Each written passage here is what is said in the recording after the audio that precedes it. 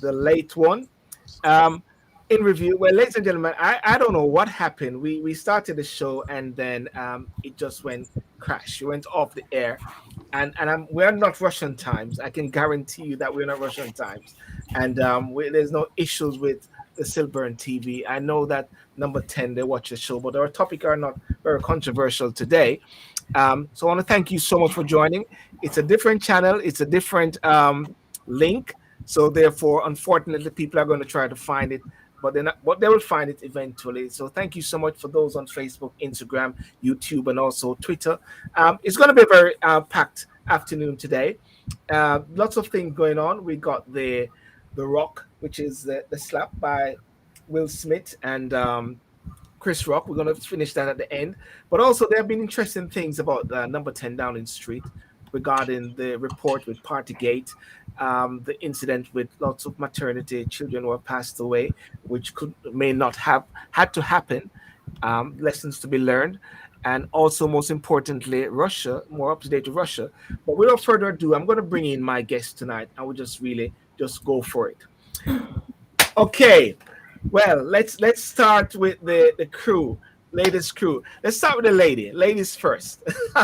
Veta Ferguson, how are you doing? I am doing great. It's a pleasure to be here with such handsome gentlemen. And I'm joining from the United States, so you have to forgive me if I'm not privy to all the information that the Queen given you guys.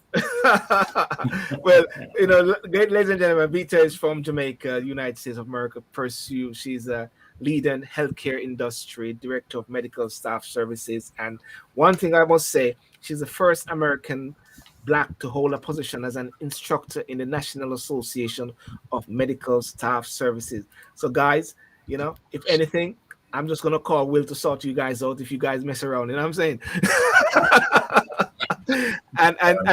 and secondly, I've got Mike Ricketts. Mike Ricketts, how are you, sir? I'm very well, thanks, Sylbourne. Good to be here. Fantastic, awesome. I'm still glowing after the praise that Vita's already given us about being handsome. So I'm really stuck in the moment at the moment. So. Cool. Mike is a humanitarian with over 30 years experience in public relations, human rights, and media. 20 years experience in health and well-being, as you can see. If you follow Mike on Twitter, on Instagram, you'll see some singing. Vita, you thought I was doing something? You need to follow Mike. I'm trying to catch some songs. Father of 3 with 2 grandchildren, and I introduce you to also Michael Peters. It's a Mike, but Michael Peters. Am I got it right here? Yeah. Yeah, that's right. Sorry, Mike. I'm happy to be here. Thanks for the invite, Sylbourne. It's great to be here on Sylbourne TV. Thank you very much. And Mike is written exclusively for many years on the topic of politics, equality, arts, and also he also appeared on Colorful Radio, LBC Radio, BBC Radio, BBC Bristol, Ben TV, Aspire TV, and I think you need to add to that now SSTV, which is Sylbourne TV. Am I right, Mike? That's right. And also. Yeah, and also of TMO Magazine. Is that correct? TMO Magazine? TMO Talk of the Town. Yeah, it's a blog. We write about all those sorts of topics: comedy, theatre, art, restaurant reviews, politics, current affairs, that sort of thing. Fantastic. And of course, last but not least, my co-host who has been with me through the years on COVID, Reverend Gary Graham. You need to get a prize. You know what I'm saying? Right. It looks like it, but it's again. Let me say it's great to be a part of the Sylbourne CDL show. And yes, I must stay behind Mike. I'm trying to stay behind Mike because I don't know who Rita is looking at, either Mike or.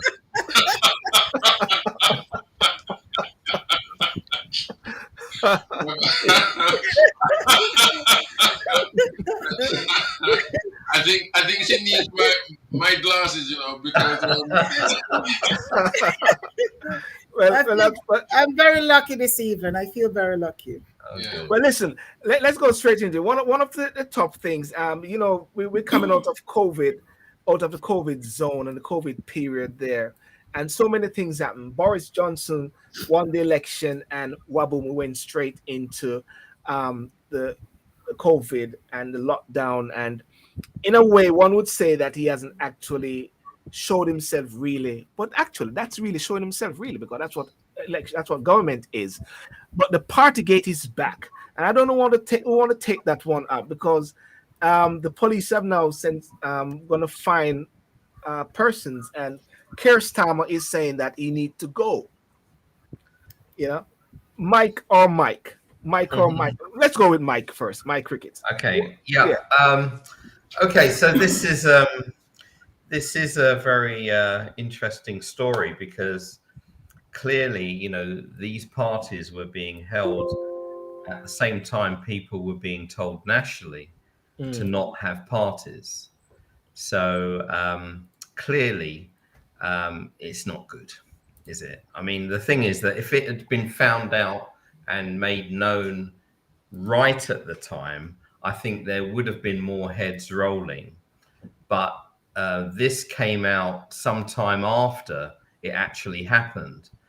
And by then we'd gone through a lot already. And I think that that sort of did Boris a favor, because he'd taken us through the pandemic effectively. So I don't think he's a master of timing, Boris. I mean, whether you like him or not, he bumbles his way through, and somehow he gets us through. You know, if you remember, he got us through, you know, those that wanted it, Brexit.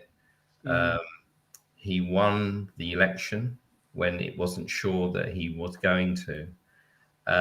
There's a lot of things he's managed to do. And I think it's just another one of these things he's going to actually, he's not going to resign. There's no doubt about that. You know, he's not going to resign, because I don't think there's a suitable replacement. He's not going to resign. Host of the Guy Benson Show. It's not easy. Sorry about that. Yeah. Okay.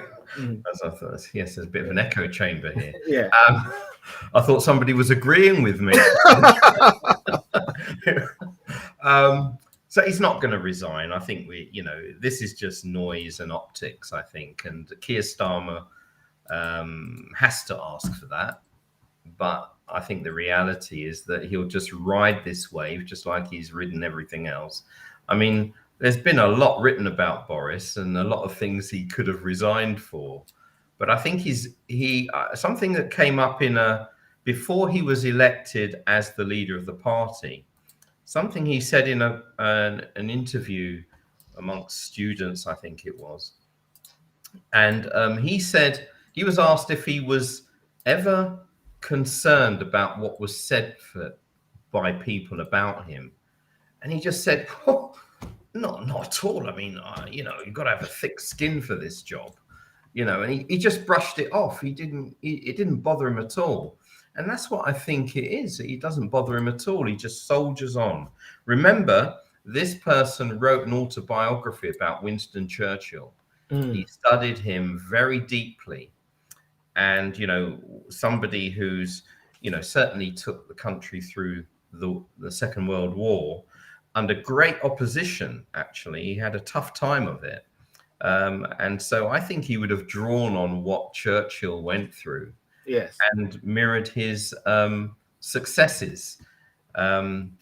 Churchill had his own problems as well, you know, and he still managed to get through. So Boris is a young man. He'll ride this through, and he'll probably take the Conservatives into another election, and then the country will have to decide. Well, someone on Instagram said, very true, Boris isn't going to give up that easily. Michael Peters, what do you say?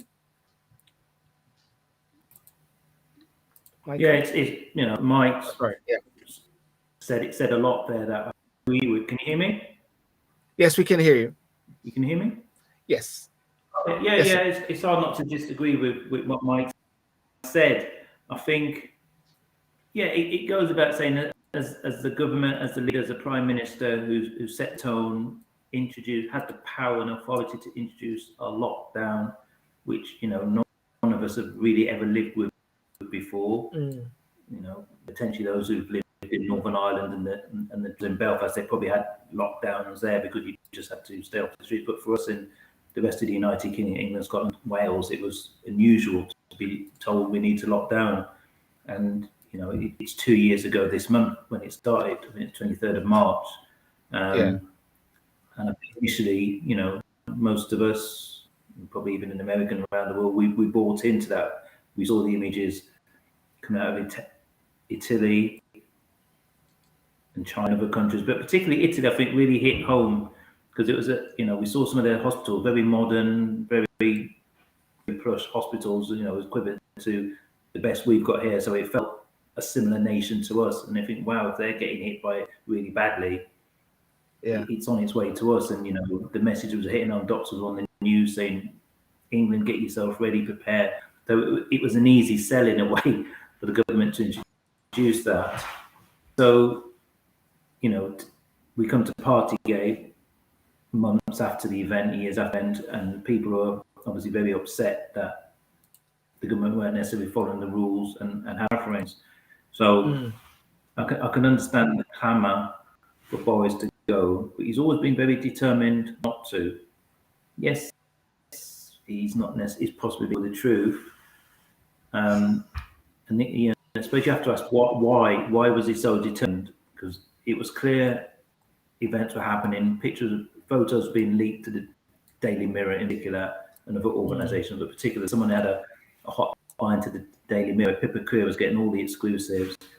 So the pictures coming out, somebody had the dirt on him. Obviously, Dominic Cummings, fingers seem to point towards Dominic Cummings, his former advisor, who off in December, and to him after Barnard Castle and the Drive and the Family Guy. So the feeling was Dominic had a lot on him. For me, to be honest, I always felt that he didn't resign, and I distinguished between didn't have to resign in the sense that it sounded like he said I didn't know. I felt he didn't have to resign. He didn't have to resign in my view, because the party, for my mind, is running around for a gathering and there's music and food, that sort of thing. For me, I always thought he was going to use it. Actually, these were work gatherings. People were allowed to meet at work and go to work. Yeah. It wasn't family, it was work, colleagues. They were only at number 10 because they were work colleagues. And for meeting, yes, you were allowed to work. Garden pictures didn't overly, because it was outdoors. People seemed fairly socially distant. And if you listen to the advice, you were always safer outside anyway. So in the grand scheme of things, I never really saw it as a resigning matter. Yes. And I guess people were involved. So he probably took the view, well, if I've got to go because somebody else needs to go.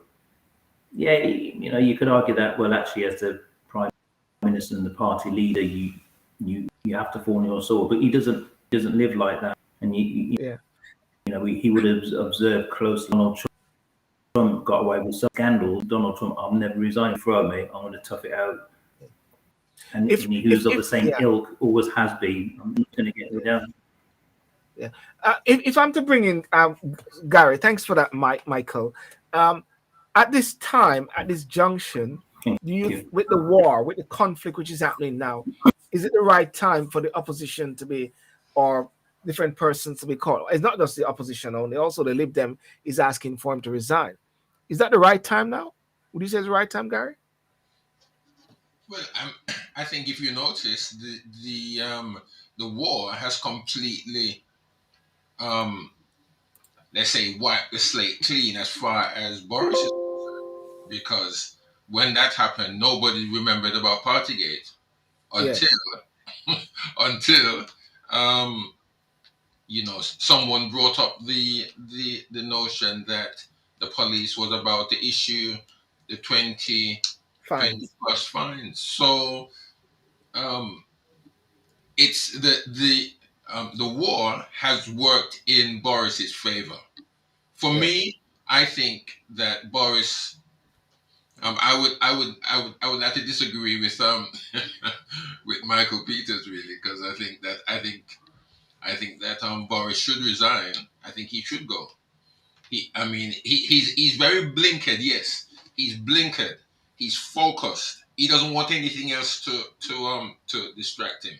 You ask him a question and anything, and he comes right back to what he's thinking about. You can't move him, which is good if he was doing what he was supposed to do. But one, look what happened. It on the very day of the funeral of the Queen's husband, the very day, yeah, the Queen had to sit by herself, masked, sit by herself, as if she had the plague. Yeah, yet, yet, right, a couple days, a couple hours, not even a day, a couple hours later, they're in number 10. Okay, fine, I understand. It's a work setting. As you said, Mike, that is one thing. But number 10 is not like number 24 where I live. Number 10, yeah, is not like whatever number Sylbourne lives. Number 10 is world renowned for seat of government as far as where the Prime Minister of the United Kingdom lives and resides and issues policy for the whole country. So number 10 can't be telling the whole country that you have to be isolating. Number 10 cannot be telling you, Sylbourne, that you can't go into particular places without a mask on. Yet, in number 10, yeah, they're having a jolly good time, swigging down, bottles of probably some JDs and having a Guinness. Or Crown, or maybe having Crown as well. Or Crown Royal. No, I think there is something wrong there. There is something wrong. Yeah. Definitely. I think there is something wrong. So, well, before you say, I didn't get to say anything to my fans. I've got two fans out there, Deanne and there she is. There she is. I've got to raise my hand and give a wave to Deanne. And Michelle too, isn't it? Michelle. I mean, I didn't get to say anything. She's not in as yet. She's not in as yet. Well, hi, Deanne. I'm sorry I didn't give you a shout out last week. well, listen. I want to move swiftly on, and that's good. Just one more thing before I touch on the main topic there. There is this case, and Veta, maybe you might be able to speak into this, and it has to do with a place in the UK which is called Shrewsbury. It's a Shrewsbury maternity death, a scandal which sparked change. That's what the health secretary is saying. Over 20 years, errors at Shrewsbury and Telford NHS Trust led to babies being stillborn, dying after birth, or being left severely brain damaged. Sajid Javid apologized to the families affected and pledged to hold those responsible to account. And the trust has also apologized. It found that repeated failures in the quality of care at the trust between 2000 and 2019, roughly almost a decade, with mothers and babies dying of suffering major injuries as a consequence. Some 201 babies could have survived had the trust provided better care, including 131 stillbirth and 70 neonatal deaths. They call it a scandal, Veta, what do you have to say? Yeah, sorry. Before I touch on that part of it, with Boris, it's kind of like the parents telling the children that you have a curfew. But if I said to my children, there's a curfew, you coming at 10 o'clock, that doesn't mean that I am gonna go and also do that curfew. So that's what Boris did. I told you curfew is this time, but it doesn't affect him based on his level. And that's what he did. And to compare Boris and Trump, that's apples and rotten pears. Are we not gonna go? Are we not gonna go who's apples and who's rotten? Won't go there. I live in America, so. But all right, okay, you have a support your boy. Sylbourne, I have a question, and I did not see the full story as far as with the malpractice, because this is straight malpractice and these and the stillborn babies. The other question I would like to ask: do we know the volume of Black women that has been treated or was treated in this situation? Because it's been known, not only in America, that Black woman treatment, and I use Black women because we go in the OBGYN situation for the maternities, that they don't get the same care. And even though I am an executive here in America in the medical field, we have seen that they don't get the same care as the white woman. So I didn't see the full report. Is there a statistic report with data to show that these are across the board or mostly African, mostly Black women? Michael, I think it's not, but Michael, I don't know if you can speak into that. I can come in on that slightly. I mean, I haven't read the full report, but Shrewsbury's a town in the Midlands. It's probably a predominantly white English town. I wouldn't expect to be a large minority population. So I hear what you're saying, but I don't think that is the case in Shrewsbury and Telford. Shrewsbury and Telford NHS Trust. Telford's potentially got more ethnic minorities, but either way, it's not a major urban metropolis like London, Manchester, Birmingham. So I don't think that's the case. But I think the implication of it is national, and I think as a result of the report and its 7 recommendations, I think all NHS trusts across the country, of which there are 218, I believe, will have to seriously look at their maternity practices.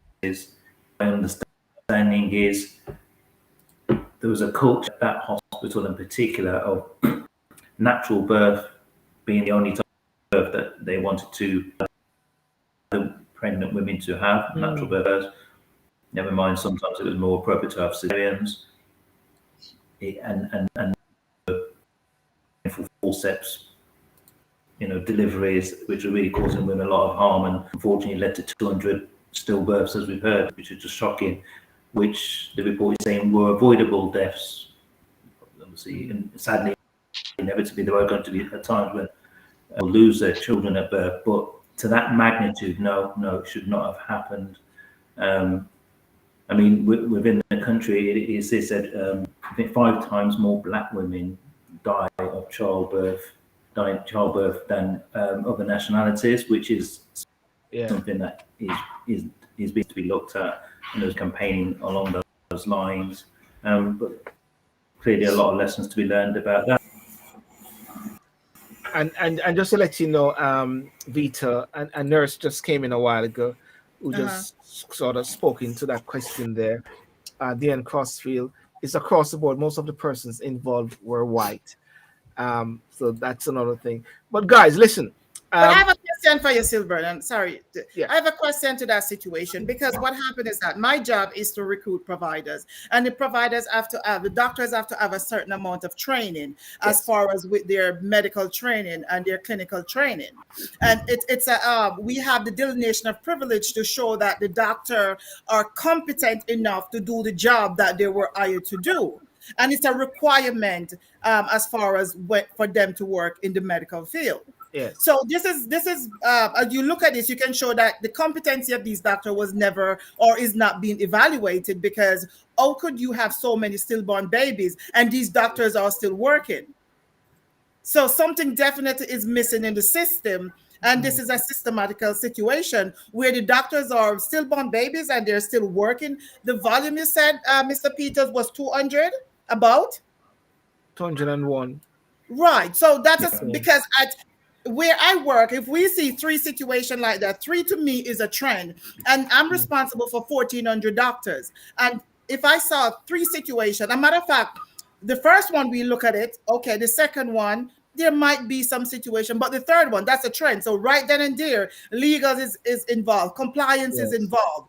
So what is the system doing that you can reach that volume of stillborn in a certain particular area and nothing has been done? Because one of the things which is mentioned here before I bring in Mike Ricketts, babies' death were often not investigated and grieving parents were not listened to, meaning failure in care were repeated, as you mentioned, Vita, there. So it was consistent in a sense. Mike, if you can come in there, Mike. Yeah, I mean, for any of us that are businessmen or businesswomen, you know, at 200 deaths over a 10-year period is shocking. It's tantamount to murder. Now, the point is, clearly, even in year one, something should have been done. And I understand that the report was only started in 2017. Yeah. So in that time, you probably got 70 deaths already. And you're thinking, well, you know, what sort of system is there in a trust that is there to bring children into the world, failing to this degree? It's like there's got to be heads rolling on this, and they should have rolled a lot earlier, because this seems like a catastrophe. If this had happened anywhere else, it would be like looking for a murderer. Yeah. I mean, it's appalling. I couldn't believe it when I heard it the other day. I thought, wow, over this period of time, you've got this level of mortality in childbirth. Why, you know, from 2000 to 2019, how did anybody let? I mean, if that had happened to you, Vita, you wouldn't be in a job. You'd probably be behind bars. Well, it's not. It's the fact is that the third one that happened in America, the medical system is different, because what happened is that the third parents will be these parents will be rich. These parents would receive millions of dollars because of the healthcare system here in America, because of the way that the universal system that the United Kingdom have. It's very hard for parents to sue the government like that. But here, it would be a malpractice. All these parents would have been rich. So therefore, that's one of the reasons I was hired, to make sure that we have competent doctors. When I look into the job that I do here, and when I'm trying to recruit doctors from England and try to vet them to make sure that they're competent to work in America, I don't find any counterpart for what I do in England. Right. When I try to reach out to the hospital to say, where is the director that makes sure, that monitor the doctor's competency, I could not find one. So that's one piece in the system in England, in the UK, that need to be addressed. Who is monitoring the competency of the doctors? That would never, it would happen in America, because we have where doctors move from one area to another, and these are just serial killers who try to move across different borders, but the system was set up in a way that they can no longer. So when I recruit a doctor, the day that he started medical school, I did a background check from then until the day he walked into my hospital. Wow. So therefore, if there's a 3 month gap where we work someplace else, he have to give an account for that and go in front of our legal department and go in front of my board to explain the 3 months gap. Because if he was killing babies or people within that time, we're going to find that. Where is that in the system? So Vito, so what you're saying is that from the period of that time, 2001 to 2002, it was a 10-year period, you would have actually audit each doctor from that every period. Doctor, and I do it every 8 months.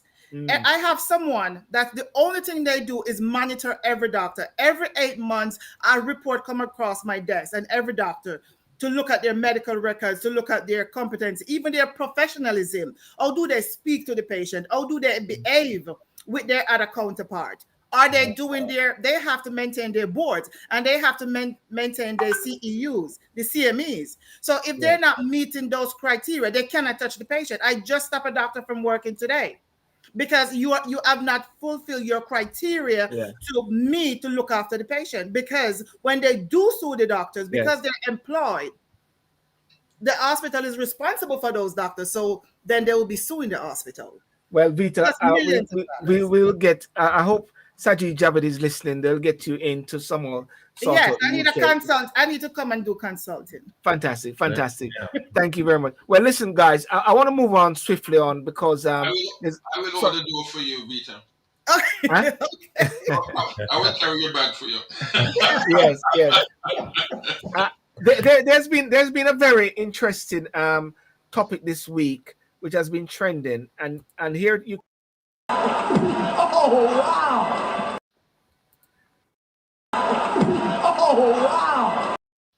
All right, I just gave you a snip of that. That's all we need. We don't need to keep broadcasting the physical evidence. So, Sylbourne, may I say something before you continue? Yes. Gentlemen, you remember how I say, oh, you were also handsome? Yeah. A black man defending his black woman is so sexy. Okay, the show finished now. The show it's over now. It don't make sense we discussing. Go on. That's almost too much information.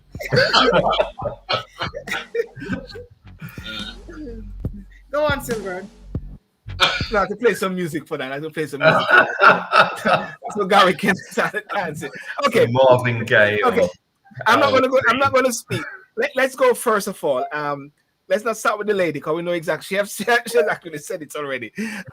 Gary, what's your take on the situation with Will Smith and Chris Rock? What's your take on that, sir? Well, it was quite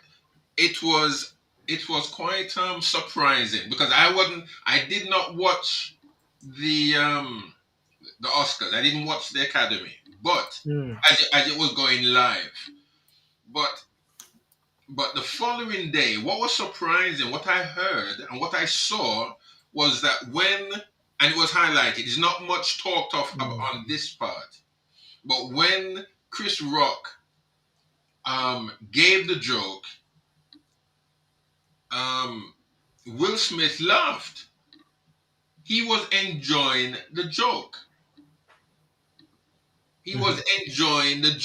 Now, when he looked across and saw Jada not very happy with the joke, which of course I could understand, I can understand that. Will's demeanor then changed because Will reacted to the expression of Jada, and then proceeded to do what he was doing.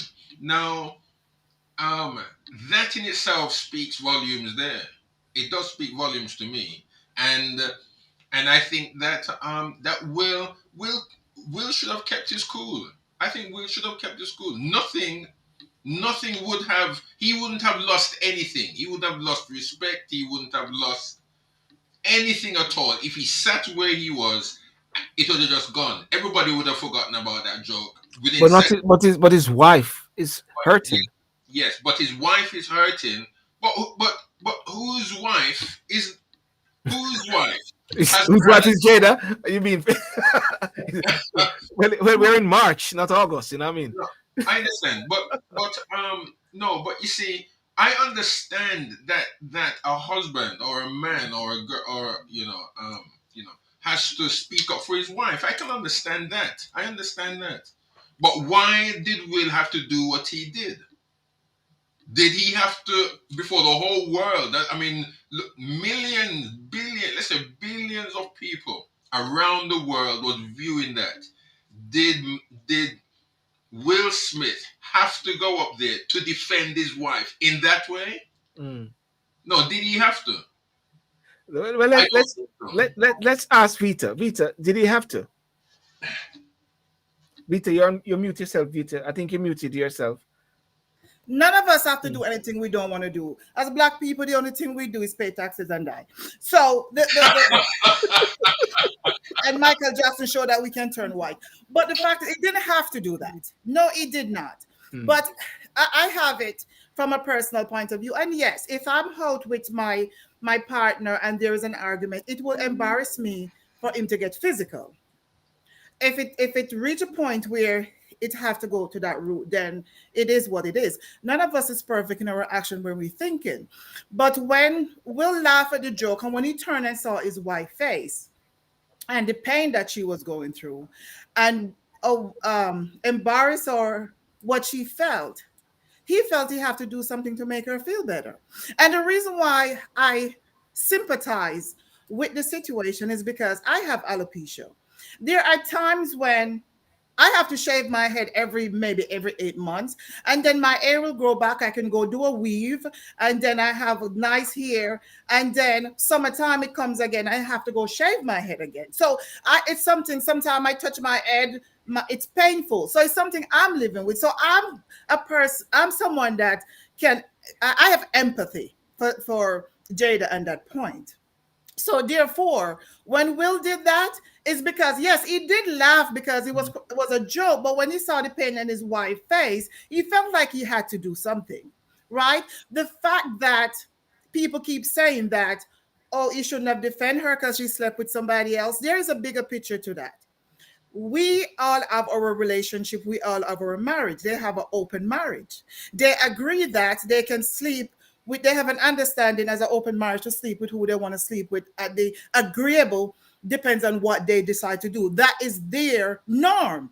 Might not be yours, might not be mine. The way I was grew up, Sylbourne, we grew up in the same church, so we believe in one man, one woman. Well, me, I don't know about Sylbourne, but but the fact is that that's the way we were raised, right? Yes. It's different. We have to learn and reverend not to judge other people. We have to learn to understand the difference. I came from Jamaica where you would be killed if you go rob someone or if you are gay.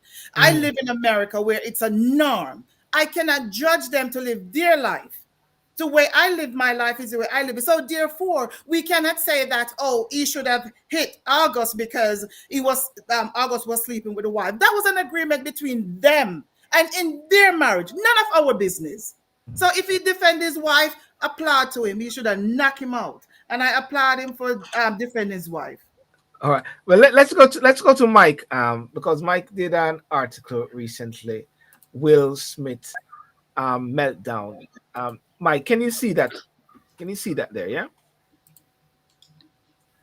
Mike, Which Michael Peters? You mean Michael Peters? Michael Peters. Yeah. Michael Peters. Because I don't remember writing that. It wasn't me. Okay, thank you. You're very vocal with this, Mike. Michael. Yeah. I mean, to answer Gary's question, it's like, why did he do it? It didn't make sense because we all thought he was laughing at the joke. So we found it. I've seen Jada's expression. She looks mildly annoyed and upset, and it didn't look anything. I don't know if there's another angle we haven't seen. From what we've seen a million times, she just looked a bit upset, but nothing to lead to him doing that. We didn't see there's any conversation. He's just gone up and done that. And I think as I was listening, it just makes me think maybe something's been going on and she's trying to demean him, saying, you're not a man, you're not a real man, you're not sticking up for me, or something like that's been going on in the background. And he was almost like, I'll go up and show you. I'll go and show you I'm a man. Because he just went up and Chris, I know a lot of people saying it was staged. I don't think it was. There's some interesting camera shots that show the two smiling. But, the way Chris was just relaxed, hands behind his back, holding the nominations cards, just wondering why Will's coming towards him, maybe think he's going to be a bit of banter. I don't think he was expecting that at all. It was just strange and weird. And normally, if someone's going to fight as guys, there's normally some verbals given or some reason, and then the physical act may happen. It wasn't about Will, so he just took it upon himself to just wallop Chris. So I think it speaks to something going on in his mind more than anything Chris Rock said. many maybe crossed the line. Many hosts over the years have crossed the line. I think Ricky Gervais was far crueler to comedians over the years when he hosted the Oscars. Will couch that joke as kindly as he could. He said it with a smile. He said, "I love you, Jada. It's going to be see you as G.I. Jane." It was mild criticism, wasn't it? It was actually a compliment to actually say, you could be the next Demi Moore. It was a complimentary, if anything. I think my only concern was if the alopecia was linked to, the hair loss was linked to cancer, then that would be a big no-no. But as far as I'm aware, might be wrong, she hasn't got cancer. Yes, it's an autoimmune disease which leads people to lose their hair, but it's not cancer. I don't believe people might die of alopecia. She unfortunately loses the hair, which I appreciate is a terrible thing for women in particular. So it didn't merit it. I think it was very over the top, clearly. I think one of the things I would say about it is perhaps it's a watershed moment for what hosts and get away with saying on stage. I say clearly Chris wasn't the guy that deserved it, but for some years comedians and hosts have really been taking the mick at the Oscars, whether it's poking fun at celebrities, roasting, going in really hard on them, whether it's at live stand-up comedy shows up and down the country, up and down America as well. But comedians will swear like it's going out of fashion. They'll blaspheme against Christianity, but they'll blaspheme against Muhammad. So they know that the line not to be drawn there because the Muslim community take blasphemy of Muhammad, but they'll blaspheme against Christianity. They'll just they'll do lots of smutty jokes, sexual jokes, just really lowest common denominator type or single out people in the audience. And everybody knows, it's if you sit in the front row of a comedy show, which actually Will was pretty much in the front row at the Oscars ceremony, you're going to get picked on. You get up and smack the comedian or the host because you don't like what they do. You might heckle and give a few verbals, and that's as far as it should go. So if I can come in, if I can come in here and bring if I can come in here and bring in Mike Ricketts. Mike Ricketts, do you think that slap was Will was a martyr for a shift? Sometimes people are a martyr in a sense, whether it's right or wrong. But Michael Peter said something a while ago. It is like a shaking for those in the comedy world, not to take the mick out of persons a lot. It was like a changing moment where Will is a martyr. Yeah, I mean, this incident is obviously going to divide people. The thing I would say is, yes, I've yet to see a still frame with Will's hand on Chris Rock's face. And these guys are actors. They act, that's what they do. They're millionaire actors. And it wouldn't surprise me if somebody says it was staged. It wouldn't surprise me at all. But let's suggest that it was a genuine reaction. Yeah, you'll always see the before, the after, and run through, but you'll never see the hand on the cheek. And that's what you get in the movies. That's exactly what you get in the movies when somebody's taking a shot. I've done acting.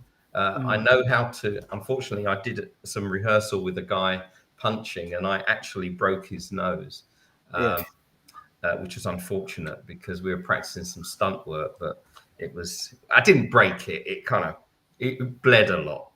Anyway, so I know how to do it wrong, and I know how to do it right. And for me, that looked like it was a Hollywood smack.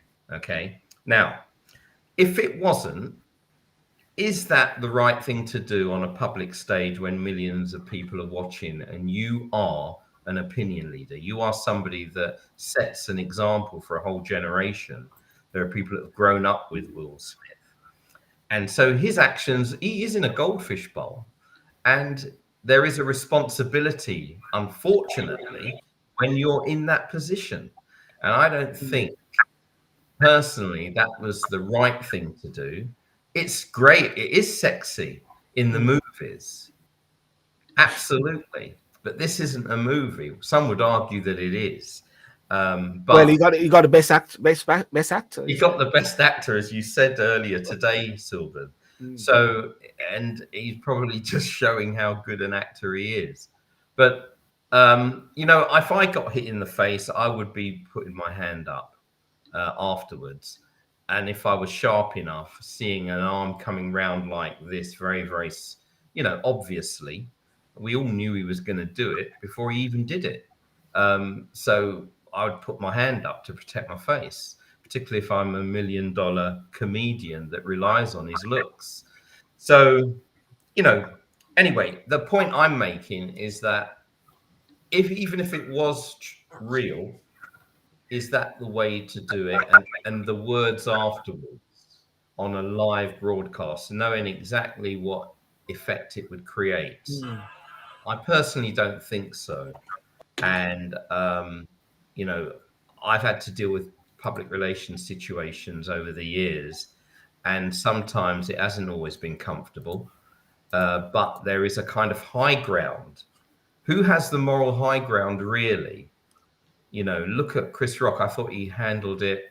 If it was real, he handled it perfectly, apart from a little stumble, which is expected. He could have. People are talking on Twitter that if it was Dave Chappelle that got hit, he would have carried on talking and joking for the whole evening about Jada, because he, it just didn't add up. But as I say, I think, okay, he's done it now. It's all gone. Everybody's apologized. So it's kind of like a reset, really. But what it's given us an opportunity to do is to actually look at the rights and wrongs of how you behave in a situation like that. Because does this give the opportunity for people to just walk up in any comedy store now and attack a comedian because Will Smith got away with it? Okay, look at this. Look at this for a second. Look at this.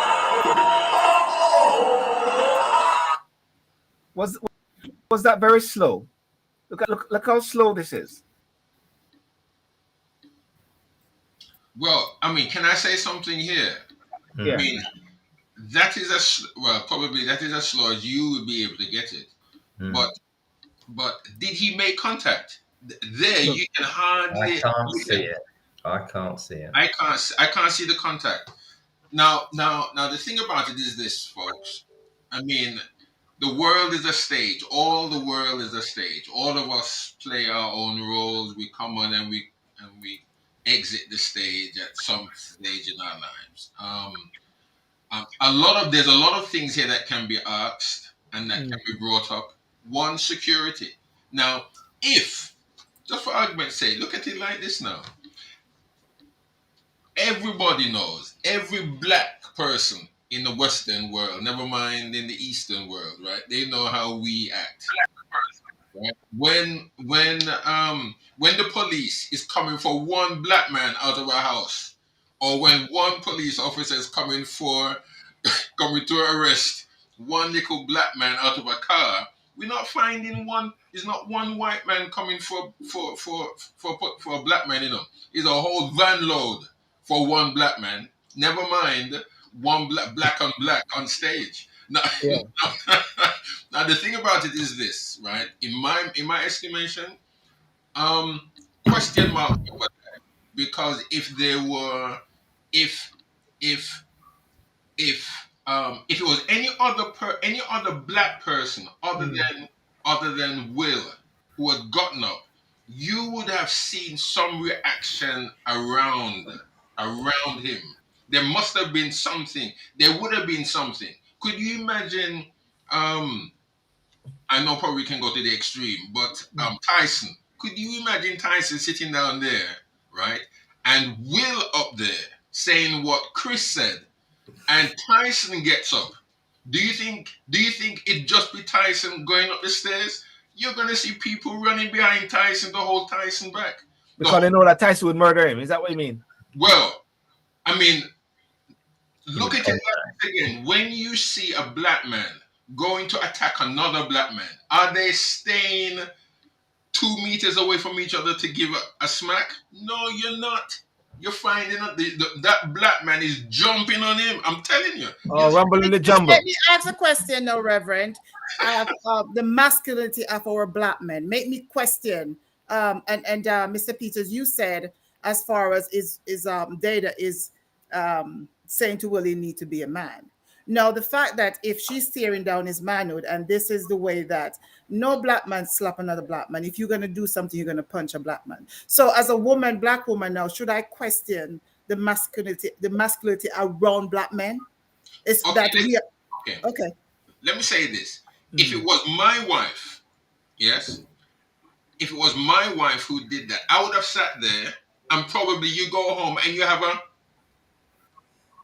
that going at each other, because she would then say to me, well, why didn't you do this? Why didn't you do that? I don't understand that. Women have the verbal. Men don't have verbal like women, right? Yeah. But you see, as it has been said already, that I don't have to prove to my wife in public that I love and I protect my wife. I don't have to do that. Point taken. I can, if that happened to me in public where the joke is a joke and I'm sitting down there laughing and I then manage to look across to my wife and she's giving me the eye, right? I would sit down there and laugh and say, what's wrong with you? You know, it's all right. There's a movie called Crash. Crash, and the actor was Terrence Howard and Tandy Newton. Tandy Newton was searched by the police officer, a guy that we know, I forget the name of the guy, and he molested her while he was searching her. And Terrence was burning up because these are two cops there, and he really wanted to he just couldn't do anything. And she was very unhappy with him, wasn't it, Mike? If you remember that show. Yeah, I do remember. Yeah, he felt like he should have done something, and he felt less of a man, and it bothered him so much to the point. At one point, when it was ludicrous, and he was in the car, and the cop came up, he was just ready to just hit the cop and say, "Listen," and the other cop said, "No, I know this guy." And is it a thing whereby men believe that they have to prove to their woman in a sense? It's not proof. It's not proof. It's not proof. The man support the nature of the man is to provide and protect. Is that we were trained, and that's what we know. It's to provide and protect. We as black women, because we haven't been protected for a long time. We don't get a break. So the fact that the man's supposed to protect us. Me personally, I would have probably hold him back and said, "Don't do it." I would have said, "It's okay, don't." You know, I would have probably slapped him myself. You know, if I felt that way, you know, but I would have held him back and said, "Come on, don't embarrass me here," because that's what I would have done, you know. But the fact is that it remained that he saw his wife hurting and he felt like a man to protect his wife, and we have to look at that side. If we have to look at the psychological part that she's been tearing him down, and he has to prove himself. Oh well, so it's a psychological situation he's dealing with. Will is not the person to be violent. We all know his personality, the loving, and no one expect that Will would have walked up there and slap Chris. So the fact is that there's more to this story than what we out here. There's more to it that we don't know. We can only speculate. I agree. Yes, I agree with that. And I feel very sorry for Chris as well, and I think he's really hurting with this. It was basically a public humiliation. Yeah, he handled it like a boss, handled it like a pro. You know, you're not live on say that would be ridiculous. So he's handled it well. He hasn't said anything much since. I had a feeling he would say something. He had a gig in Boston yesterday, and in my mind, he's going to come out with some jokes, come out with some funnies. Maybe that's what comedians do. But all he said was on the lines of, "How is your weekend?" Mine, Justin, something like that. And he alluded to it once or twice, but he said, "I'm still processing it." So not just make light of it, put it in the show. indicates he is letting go. He's thinking about. He's as puzzled by it as we are, and I think it nails the lie that people think it was set up. There's nothing to process. It was expected. I knew this was going to happen. Yeah, the slap. You could, from some of this still happened. You could maybe make an argument. It might come out that it was a setup, but then the viciousness of the swearing when he sat. You do not, don't let my wife's name come out of your mouth. Yeah. That looked like pure rage and anger. Was it perhaps initially that you're going to come up and slap and everyone's going to be saying? Then when he sat down, he seemed genuinely full of rage. That didn't seem acting to me. So well, when I think about when he. Yeah. Sorry, go on, Mike. My apologies, Michael. Michael, keep talking. Sorry. I think this is what's his next move. He could press charges. The Academy now has said, actually, we asked Will Smith to leave and he refused to leave. So that's pretty serious. They're going to investigate him. Yeah. I'm not sure what sanction. Yeah, you can expel him from the Academy. But what does that mean, really? Can they fine him? I don't know if that's in the workplace. Obviously, we're talking disciplinary action and dismissal of anybody else. If it was a fan or somebody who broke into the ceremony, to be arrested and charged and they'd have the book thrown at them. So we're all cutting Will a lot of slack because he's the celebrity. He has the right to be there, the front row, front row, not the back, not the middle. One of the men expected to pick up awards will keep you on the front row. So you haven't got to walk too far to get. They did not expect him to take to the stage to do what he did.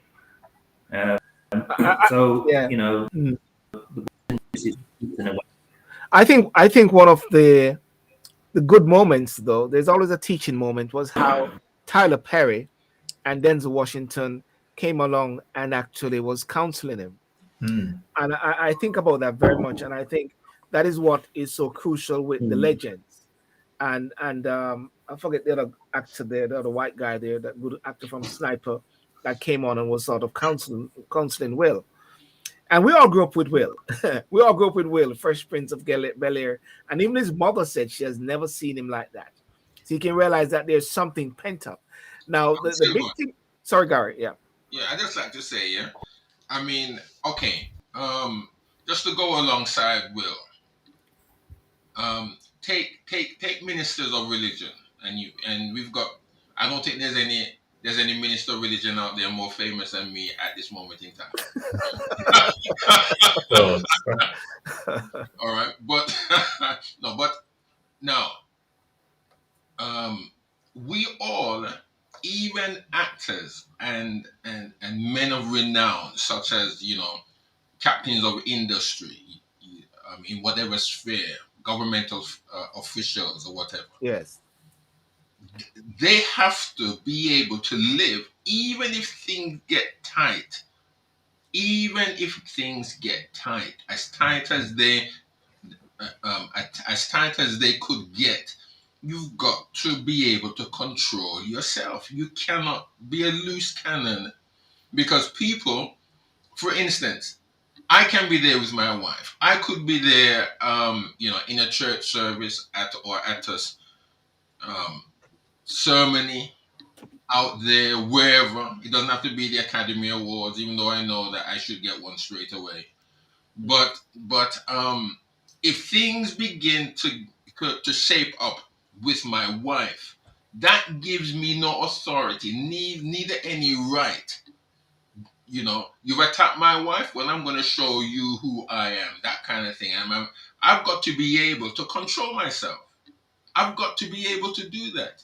Whether you're a A+1 actor such as Will is, and he's a great actor. I've watched his movies. I don't have a problem with him in his acting. And as someone, one of my colleagues here on the platform said, that he's really done well for himself. He's out there. But we've got to remember who we are wherever we are, because people are looking. It does not give Will Smith any right to say, you attack my wife, I'm going to smack you in the mouth. No. No, it doesn't. And I think that, you know, as ministers of religion, or as billionaires, or as the Queen's son, or as whoever we may be in the public eye, we've got to remember where we are and who we are. We've got to. And I think that when I think of, again, like Chris Rock, we all know Chris Rock. Now, Chris Rock could have let loose. We've heard Chris, I'm sure all of you have heard Chris Rock let loose. Nobody could be as foul-mouthed as Chris Rock. He could have let loose on Will that night. He could have. And that again bothers me, because he never said anything. It's as if, you know, it's, I don't know. I mean, I can't. And as I think it was Mike who said, we don't. Was it Mike who just said, or was it Vita? We've got We to don't just. know what We it don't was. know what's going on, right? And Reverend, and also there is a local situation going on with Chris right now, where Chris was attacked multiple times, and he's doing counseling for trauma. And one of the situation is that one of the reasons why the reaction that he had was he was stunned, he was shocked, because it was like he was attacked before and dealing with trauma, and it happened again. So what happened is that right there and then was a psychological situation that happened to him, and he's now back in therapy because of what had happened. So that's something that another reason why we reacted like that. I really felt it for Chris Rock, and I saw something there about Chris, and I think it was very manly. It was a bit of what Michelle Obama said: while you go low, we go high, and someone had to go high at that point there. Both of them, if they went to the rubble and the double, they would say black and black violence, and it would sort of get blown out of hand and blown out of proportion. Yeah. You know, Mike Ricketts, what's your last word? Anyhow. I think you touched on a great point there. Is like, at least it didn't get any worse. Yes. And that was a disaster reasons, which would have affected, you know, perceptions of the black man, you know, fighting anywhere, basically. You know, we will see. We will see. Chris will get through it, and so will Will. Yes. And so will his wife Jada, because they are Hollywood celebrities. They're multimillionaires. They can take it on the chin, really. Let's face it. And they're not going to check their energy meter tonight, like most of us in the UK. So they're all right, isn't it? They don't know. And they wouldn't know where to find it. They don't know where to find it. Vita, what is happening in the UK? Vita, is today the petrol energy prices are going to go high, skyrocket. So everybody's actually checking their energy meter tonight, and making sure they have it, and sending it through to the gas providers. So therefore, I was telling somebody, say, listen, don't worry about Will and those guys, man. You know, go and check your meter. We don't check meters here. Mike, sorry, I stopped you there, Mike. Yes. No, I think everybody's made some very, very good points, and actually got me thinking a bit. You know, I didn't know about Chris Rock's trauma from being attacked. That throws a whole new light on it, and it makes sense in terms of how he responded, because even if Will knew he was going to do it, Chris Rock kind of, it didn't add up, because the swearing and profanity afterwards did shake him up. I've been on stage like that, and I know if something happens and it throws you and you're not really with it, you do stumble. You do make mistakes, but you try to be cool. You say very little and do a lot of thinking about what you're going to say. And that's what he did. So he's either a tremendous actor or it was real.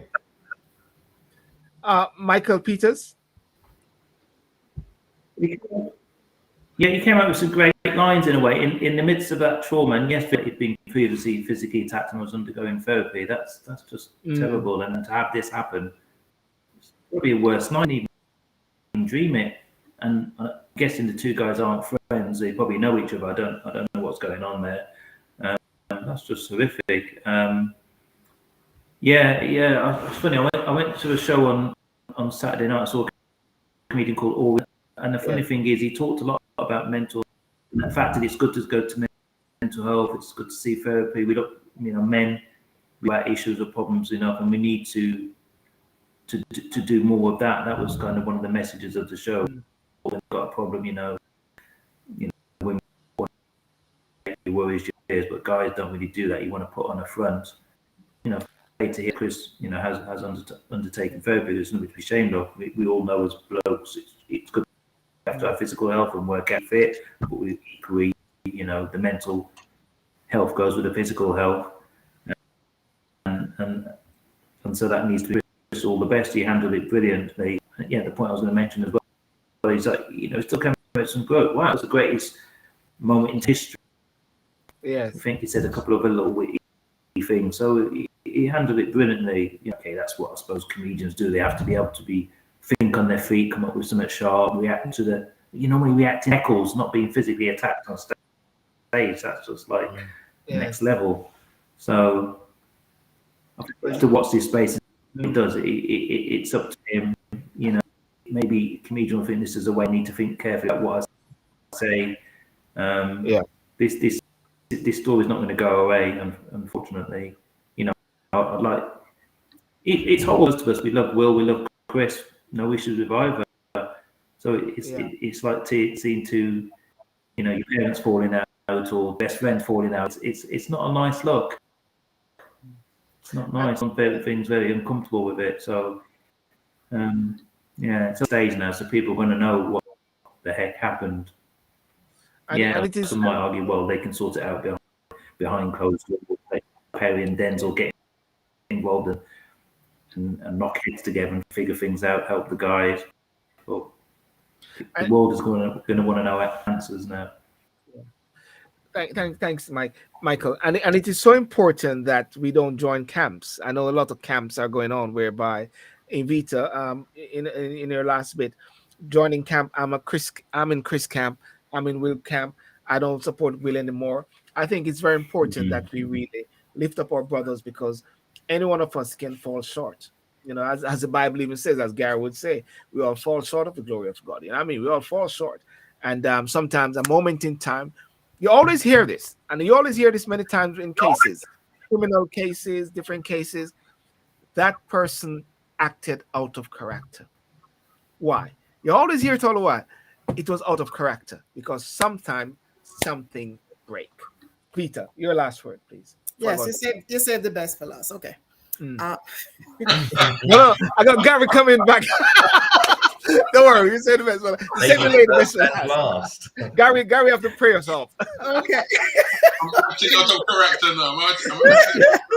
Okay, so what I take away from that, again, based that I work in the medical field, and because of COVID, I work at the Children's Hospital, and I saw a lot of mental health even among the children. But before the children, it's huge among Black men, and the fact is that Black men refuse to get help as far as the mental situation, because the Black men just feel that it make them weak.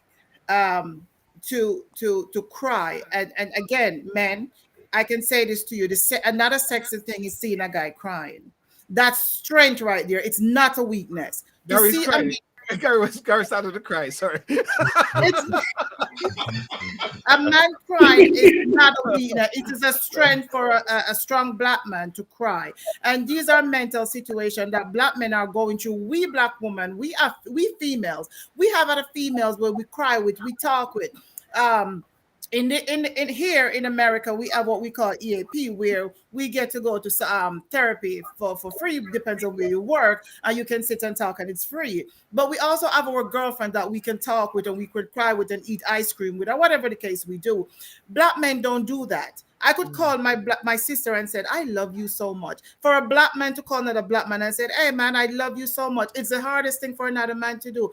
Even say, bro, hey, what's up? What you doing? I love you, man. He will say, hey bro, how you doing? But to say I love you is not the easiest thing for a Black man to do. and to hug each other, and unless they're in the church where they have fellowship, black men don't do this. You see white men hugging and loving each other all the time, and it's not a gay situation, it's just love among men. And it's a mental situation that black men need to start showing up for black men and helping black men. And it's a psychological situation that if you know better, do better. And calling another brother and said, hey, how are you doing? I love you, man. If anything, I got you. I lost two friends, black guys who commit suicide in COVID. And I felt bad because I just felt like I should have called them and check up on them. So I just want to put that in the black community, that it's huge. The mental situation in the community, it's really bad. And the suicidal rate is going up. Even in the field where I work, doctors are committing suicide. It's on the rise. So please see somebody, talk to somebody, call on somebody, check on another brother. Thank you. So what you're talking about is don't bottle things up, Right. Find some sort of outlet. Gary, Yes. Gary, your last word in regards to what she said as a sort of last minute counsel for black men as well. I see where this is actually going. I mean, the slap has actually opened up a lot of things. No disrespect there. Somebody had to get slapped for us to talk like this. I think that's very sad. I think no, but what Vita has said is 100%, 101% right. The strength, the strength of a man really is not his strength. I mean, I know I think I'm the biggest one on the platform here. I've got some muscles underneath here. It's bulging. No, but the thing about it, when a black man cries, he's really showing his strength. Yes. He's really showing his strength. It's not a sign of weakness. And I think that you're right, Vita. If we would express more, and it's not even showing a feminine side. I'm not even talking about that. I think society has really robbed us of some vital, very vital, and this, we haven't got enough time. We haven't got enough time, Sylbourne, really to explore and to talk about this. But society has really implanted in our minds certain aspects, I think, that has damaged us and our way of being able to communicate. I mean, I love my father well, but growing up, my father never spoke of loving me more than now. When I talk to my dad now, my dad is always saying to me, Gary, I love you. I love you, I love you. And when I speak to my son, every time I talk to my son, he's 26 years old, I say, Gary, I love you. I love you. Because I think that is what we need to hear. I think that's what we need to feel. And that's what we need to share. We're not sharing that enough. And I don't know if I would class everything as mental health. There is something that they say that everybody has a mental health issue. Well, boy, I may not have that. I wouldn't say I have a mental health, even though I may. I don't know, but no, no, Reverend, you're not crazy. You're just a little unwell. well, guys, listen. I want to thank you so much for that. I want to thank you so much for this interaction. I made a decision, actually. We were speaking with Vita earlier today, that Saturday night on Talk and Sip, we're going to come back, but we're going to come back from a different angle, not just talking about or regurgitating Will Smith and the slapping, because sometimes it's getting a bit out of hand. Because I understand that Zelensky actually called Will and said, have you heard what Putin said about Jada? What was that? I don't have it, Sylbourne, to show it? I'll find it. What did Putin say about Jada? and the whole point is to get Will to go over there and to slap Putin. Vita, is Sylbourne have a mental health issue there? Is him have a mental health? No, it is serious. I'll show it to you. I'll show I it to you. saw it. I saw it. Yeah, I saw But it. make sure you talk about Saturday. There it is.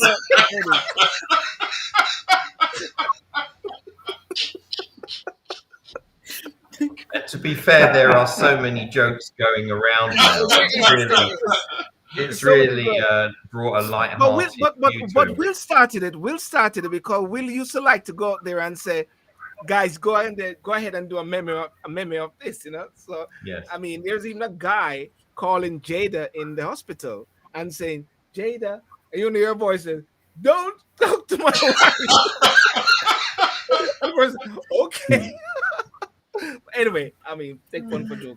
Make sure you talk about Saturday now, Sylbourne. So Saturday night, say Vita, tell us about Saturday night. Yeah. So Saturday night, talk and sip. What are you drinking? Make sure you join us with a drink every Saturday evening.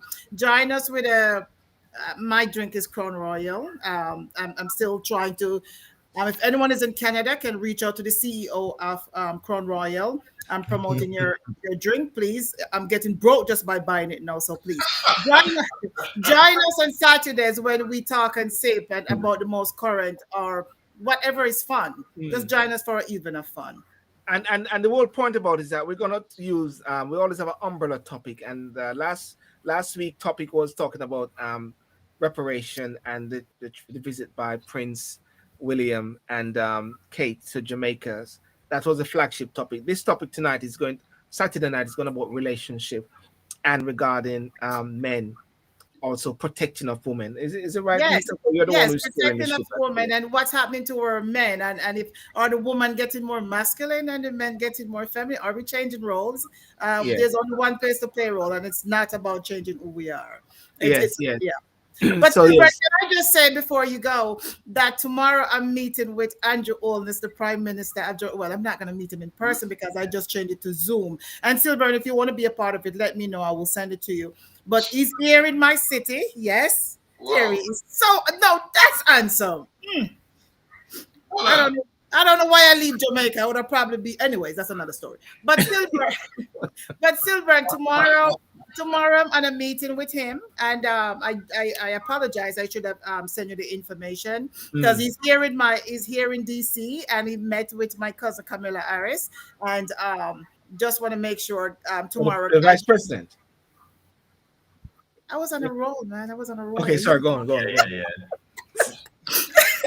My cousin. Okay, let me quote unquote my cousin. We all have cousins, yeah, absolutely. Yes. Famous cousins.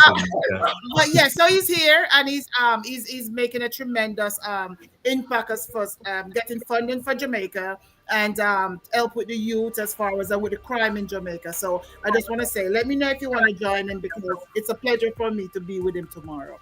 Okay, thank you very much. Okay. Well, thank you so much, Michael Peters, TMO, Mike Ricketts, humanitarian, top dog, top don, Dada, Reverend Gary Graham. Thank you so much, Vita, as usual. Thank you so much for coming on from the States. We trust that the president is still awake. Is he? Sylbourne. You have one up 24/7. And then you have one who relax. Never can please people, man. and thank you to Dee and everyone joining and those on Instagram there. Somebody said they like my teeth. they're very masculine. So thank you. And Saturday night, if you guys want to come on again, it'd be great. It's a 2-hour marathon thing. So all the best, guys. It would be a pleasure. It would be a pleasure to have you guys. Please join us. Yeah. Okay. Great. Thank you. Thank you. I just remove you guys and I just if you guys lovely meeting you all, guys. Yes, thank you. Meeting you all. Yes. Awesome.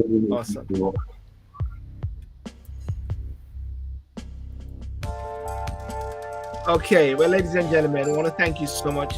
I must want to say that I do apologize that there was a glitch earlier today, and people might not be able to have watched it from the link, which was a schedule link, which was there, because there was a glitch somewhere. I had to restart the show on a different link. So the show is still on YouTube, because I'm watching it. I tend to watch different. I got a couple screens there which I'm watching, so I can see it on YouTube there, and Instagram, Mama Sandy, and everyone there as well. You can catch it back on the replay. Very interesting show. And have a good night. Saturday night we will do it again and delve a bit more further with the impact of the Will Smith slap, because it is opening up a lot of discussions on many other avenues, different ways, different areas of relationship. Men protecting their women. How do you protect your woman? Have you got to be slapping another man, slap them into oblivion or whatever like that? What can I say? Thank you very much. Have a good night. God bless you. Remember to like and subscribe to the Sylbourne Show.